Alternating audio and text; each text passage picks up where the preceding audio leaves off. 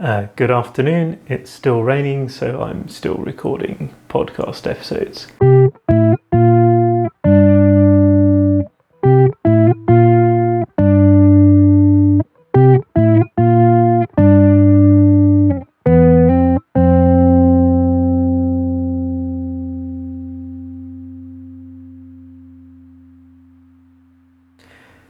On the subject of the weather, winter is going to be generally more like this, and so generally on many days I will have time on my hands that I'm not able to spend playing golf.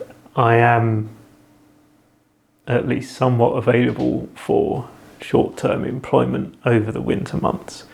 So the model I have in mind is more like I'm an intern, just a very senior one, not that I'm a contractor, and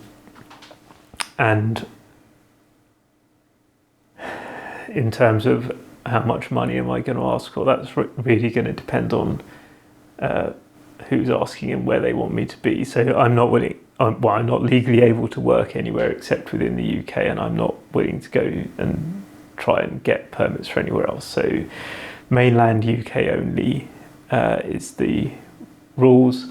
If you wanted me to work part-time, whatever hours I feel like from my own office, then I would need to charge you very little. I mean, national minimum wage, so no one's breaking any laws, but that would be probably about it. If you want me to come and work in person in an office full-time in a major city, that's going to cost massively more because of how much I don't really want to do that. I'm not actively reaching out to people to try and get anything lined up. I just thought I'd put it out there on this podcast that if any of you watching have a project where you think you know what, if I could have 12 weeks of Phil's time, it would materially help us. It does no harm to ask. The worst I can say is no thank you. If no one reaches out to me as a result of this, I will not be offended or put out. My read on the current environment makes it most probable that no one will have the budget to ask me to do anything, but I really don't know. So for the benefit of people who aren't as old as me and haven't lived through this a few times, there's a couple of things going on in the software engineering employment marketplace at the moment that you won't perhaps have seen before, and you might be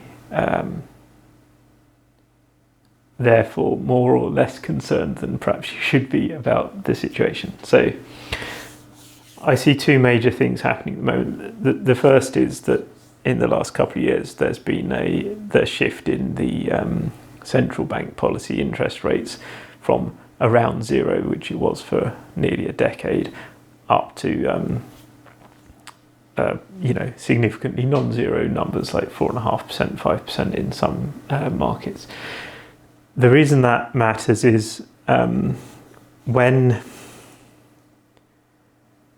that number, that 4.5% or whatever the central bank interest rate is, if you have enough money, that is how much of a return you can get for doing literally nothing. Like, you just need to find a bank to put it on deposit with the central bank on your behalf and pay you that 4.5%. So what it means is that you have to expect to get more than 4.5% from, on a risk-weighted basis, from any investment strategy before it's even worth thinking about.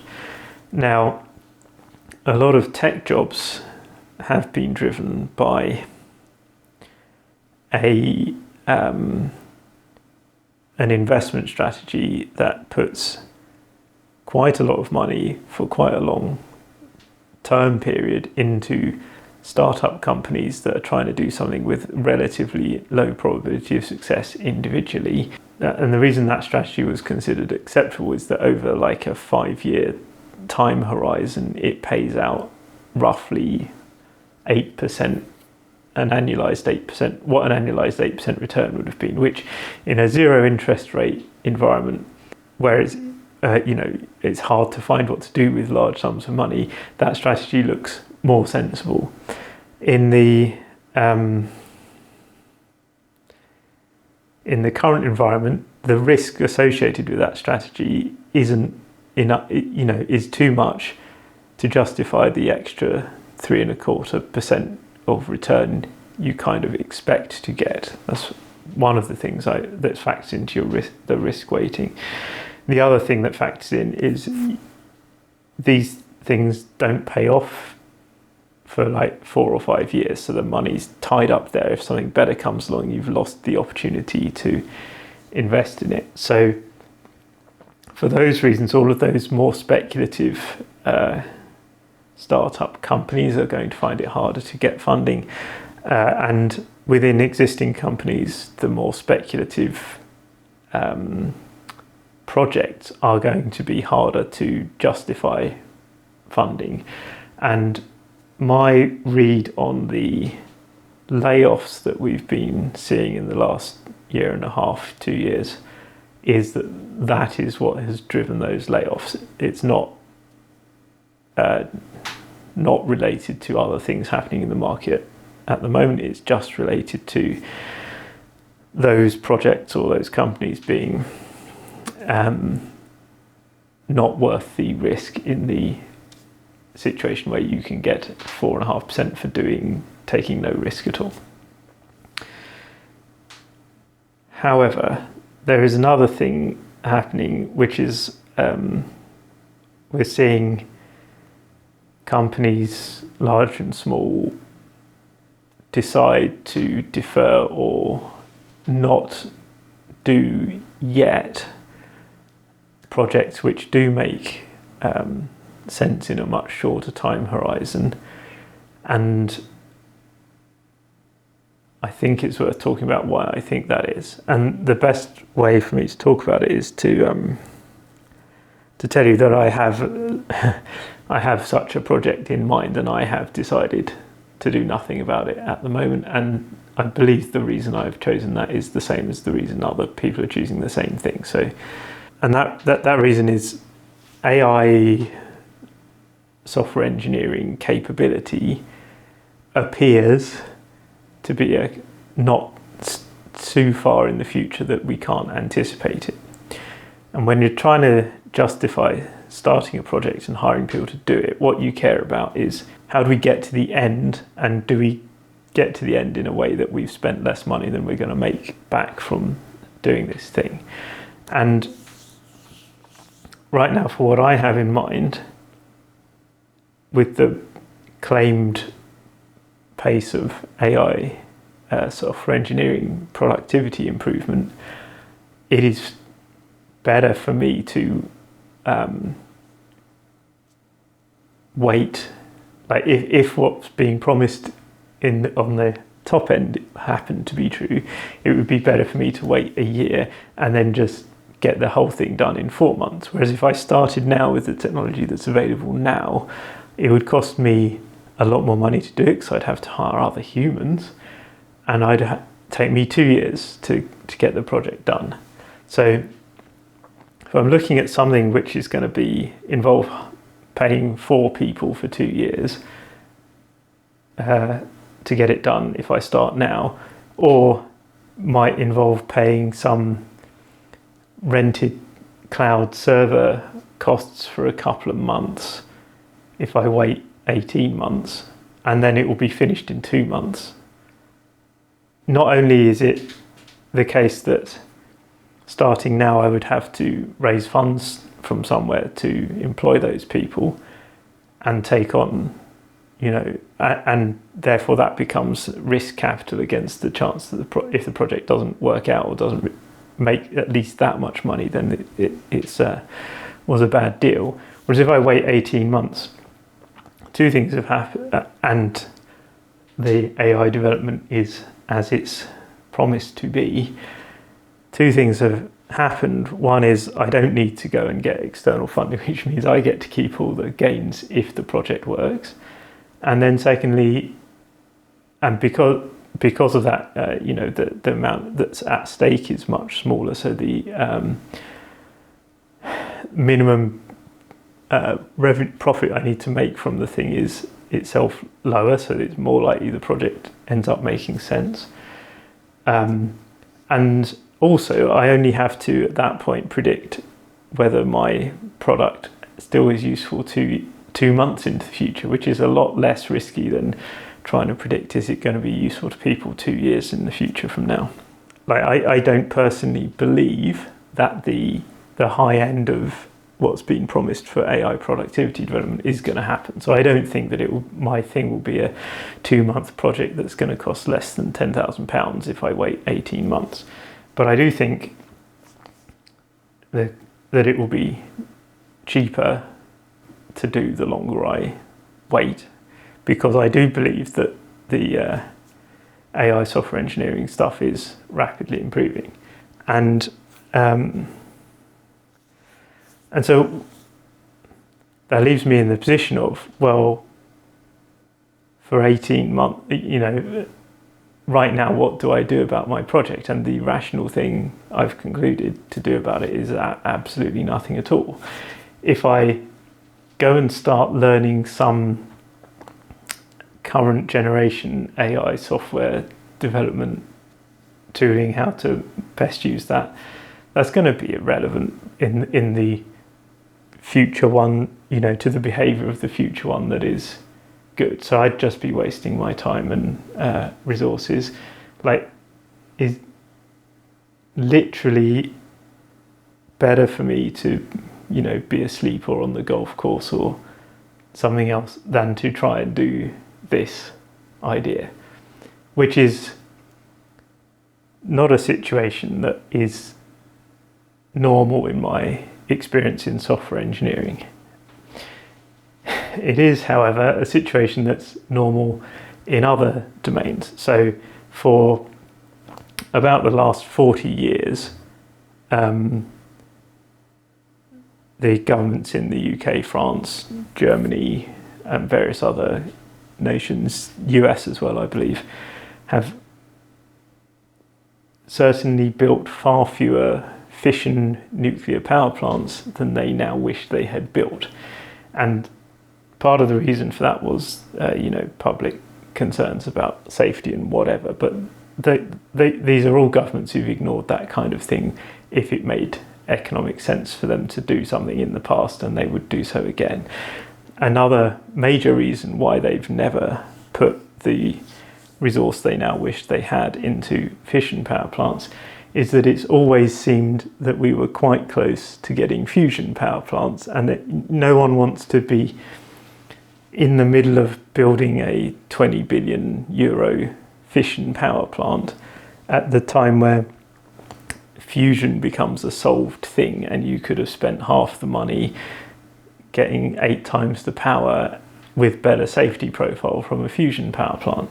So because of fusion having only been 5 years in the future pretty much continuously since the early 1980s, we're now in a position where we don't have enough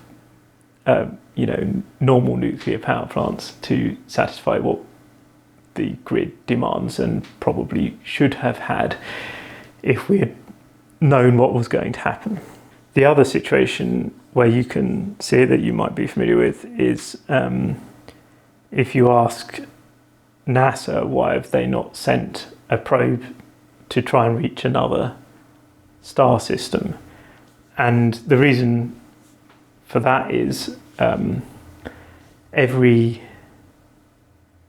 if they'd started one in the 1960s, then with the technology of the 1970s, they would have caught and passed it before it left our solar system. And the same was true in the 80s, and the same was true in the 90s. So they're assuming a certain rate of progress on engines, but in that case, they were correct in their projections, and it has rationally worked out that there was not a time in history where you could have launched an interstellar probe and had it arrive in another star system before one that we were to launch today would get there, because we just, as a market, have gotten better and better and better at making drive motors for spacecraft. I don't know and no one can know at the moment which reality we're going to end up that we're in. Are we in the interstellar probe reality where we're deferring these projects, and all businesses are all deferring all kinds of software projects, because if we wait to start, we will still be able to finish faster than if we started now? Or are we going to be in the nuclear reactor kind of bind, where advanced AI that can do all this engineering stuff for us is 18 months away now, and in 2 years' time it will still be 18 months away? So at no point will you think, like, if you were to take the consensus view, is it worth starting my project now? It will always be the answer no, unless your project takes less than 18 months to completion. But are we right about that, or are we wrong? And I don't think we can know. At the moment, it seems likely enough to make waiting and seeing if it turns out that way a rational thing to do, and that's what I'm personally doing. And I think you'll find that that's what quite a lot of other business decision makers are doing, which is why you're not seeing very much hiring of software engineers for new projects. I'm finding a couple of things fascinating / depressing about the creation of AI software, development software. So not so fascinating, and more on the depressing side, because we've seen this before, is that if AI can do software engineering, then you don't need human software engineers, and yet we have plenty of human software engineers who seem happy to work on making that future happen and making themselves unemployed. That's not surprising to me, because I've seen it before in a variety of other industries, and I'll talk about that in a moment. But I want to be clear, I don't blame anyone who's had to make that choice, right? If you, in the current market, if your only skill base is software engineering, or the only one that can pay your bills is software engineering, and the only jobs available in software engineering are to do AI to improve software engineering, you've got to feed your family, you've got to pay your rent. That's how it is.